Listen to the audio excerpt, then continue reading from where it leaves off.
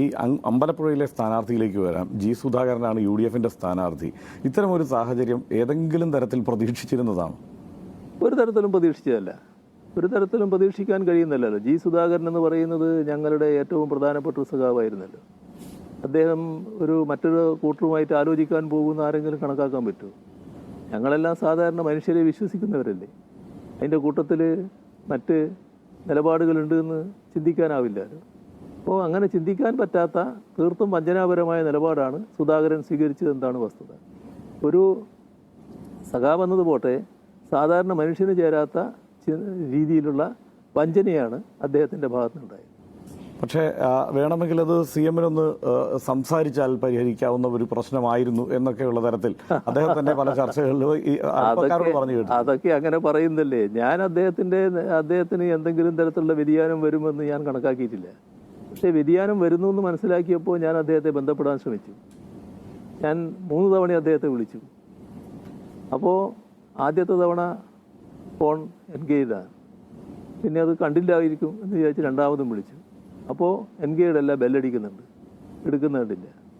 പിന്നെയും വിളിച്ചു, പിന്നെയും എടുക്കുന്നില്ല. അപ്പോൾ എനിക്ക് മനസ്സിലായി എടുക്കാതിരിക്കുകയാണെന്നുള്ളത്. അപ്പോൾ പിന്നെ അദ്ദേഹത്തെ ഒന്ന് കിട്ടാൻ വേണ്ടിയുള്ളൊരു ശ്രമമായി. അതിൻ്റെ ഭാഗമായി അവിടെയുള്ള ജില്ലാ സെക്രട്ടറി അടക്കമുള്ള സഖാക്കൾ സുധാകരനെ കാണാൻ പോയപ്പോൾ അദ്ദേഹത്തോട് ജില്ലാ സെക്രട്ടറി പറഞ്ഞു, പിന്നെ മുഖ്യമന്ത്രി നിങ്ങളെ വിളിക്കുന്നുണ്ടായിരുന്നു. എന്നെ വിളിച്ചിട്ടില്ല എന്ന് പറഞ്ഞു. അല്ല, വിളിച്ചു എന്ന് പറഞ്ഞ് കിട്ടിയില്ല എന്ന് പറഞ്ഞു. എന്നെ വിളിച്ചിട്ടില്ല, ഞാൻ കണ്ടിട്ടില്ല എന്ന് പറഞ്ഞു. അല്ല, അങ്ങനെയാണെങ്കിൽ ഞാനിപ്പോൾ വിളിച്ചു തരാമെന്ന് പറഞ്ഞു. വേണ്ട, ഞാൻ വിളിച്ചോളാം, എനിക്കിപ്പോൾ വിളിച്ചു തരണ്ടെന്ന് പറഞ്ഞു. അപ്പോൾ സംസാരിക്കാൻ അദ്ദേഹം തയ്യാറല്ല എന്നർത്ഥം. ഞാൻ സംസാരിച്ചാൽ മാറുമെന്നൊന്നല്ല ഞാൻ പറയുന്നത്, പക്ഷെ സംസാരിക്കാനേ അദ്ദേഹം തയ്യാറായി. നേരത്തെ തീരുമാനിച്ചിട്ടുള്ള ഒരു നീക്കമായി.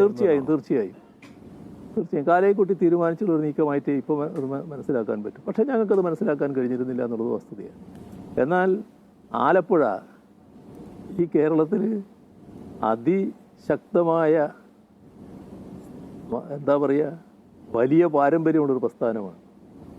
ആലപ്പുഴയിലെ പ്രസ്ഥാനത്തിൻ്റെ വീറ് അവരുടെ പല ഘട്ടങ്ങളിൽ അവർ പ്രകടിപ്പിച്ചിട്ടുള്ളതാണ്.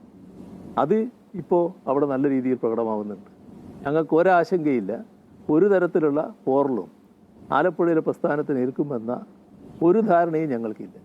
പക്ഷേ ഇപ്പോൾ ജി സുധാകരനിൽ ഒതുങ്ങുന്നില്ല എന്നുള്ളത് അസ്വാഭാവികമായ ഒരു സംഗതിയല്ലേ? ഈ തെരഞ്ഞെടുപ്പ് കാലത്ത് നോക്കുമ്പോൾ ഇപ്പോൾ ഇവിടെ കണ്ണൂരിൽ PK ഗോവിന്ദൻ്റെ കാര്യത്തിൽ ഇന്നലെ സമാനമായ ഒരു സമീപനം അദ്ദേഹം സ്വീകരിക്കുന്നു. അപ്പുറത്ത് PK ശശിയുടെ കാര്യത്തിൽ അത് സംഭവിക്കുന്നു. ഇടതുമുന്നണിയുടെ ഭാഗമായി CPI MLA ആയിരുന്ന CC മുകുന്ദൻ അപ്പുറത്ത് NDAയുടെ സ്ഥാനാർത്ഥിയായി മാറുന്ന ഒരു സാഹചര്യം ഉണ്ടാകുന്നു. പഴയ CPIM-ൻ്റെ MLA S രാജേന്ദ്രൻ NDAയുടെ സ്ഥാനാർത്ഥിയായി വരുന്നു. ഇങ്ങനെ കുറേ ആളുകൾ, ഇത് ഐഷ പോറ്റി മുൻ MLA UDFൻ്റെ കാൻഡിഡേറ്റായി വരുന്നു. ഇതൊരു സ്വാഭാവികമായ സാഹചര്യമാണ്. ഇങ്ങനെ മുമ്പ് ഇടതുമുന്നണിയിൽ സംഭവിച്ചിട്ടില്ല. അത് വസ്തുതയാണ്. അത് സംഭവിച്ചിട്ടില്ല എന്നുള്ളത് ശരിയാണ്. ഒരു പുതിയ രീതിയാണ്. നമ്മുടെ കാലത്തിൻ്റെ മാറ്റത്തിനനുസരിച്ച് എങ്ങനെയൊക്കെ ആളുകളിൽ മാറ്റം വരുന്നു എന്നുള്ളതാണ് ഇത് കാണിക്കുന്നത്. എല്ലാറ്റിൻ്റെയും പിന്നിൽ എന്താണ്?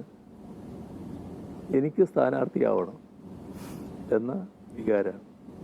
അതിൽ ഒരാൾ പറഞ്ഞ കാര്യം, ഞാൻ ഇത്ര വർഷമായി ഒരാളും എൻ്റെ പേര് പറഞ്ഞില്ല. ഇത് സ്ഥാനാർത്ഥിയുടെ പേര് പറയുമ്പോൾ അപ്പോൾ അവരവർക്ക് തോന്നുകയാണ് ഞാനാണ് സ്ഥാനാർത്ഥിയാവേണ്ടത്. പക്ഷേ മറ്റാളുകൾക്കൊന്നും അത് തോന്നുന്നില്ല. അതിന് ഇതേവരെ പ്രവർത്തിച്ച പ്രസ്ഥാനത്തെ തള്ളിപ്പറയേണ്ട കാര്യമുണ്ടോ? അത് ഉപേക്ഷിച്ച് പോകേണ്ട കാര്യമുണ്ടോ? അപ്പോൾ എവിടത്തേക്കാണ് പോകുന്നത് എന്നുള്ളതാണ് കാണേണ്ടത് നമ്മൾ.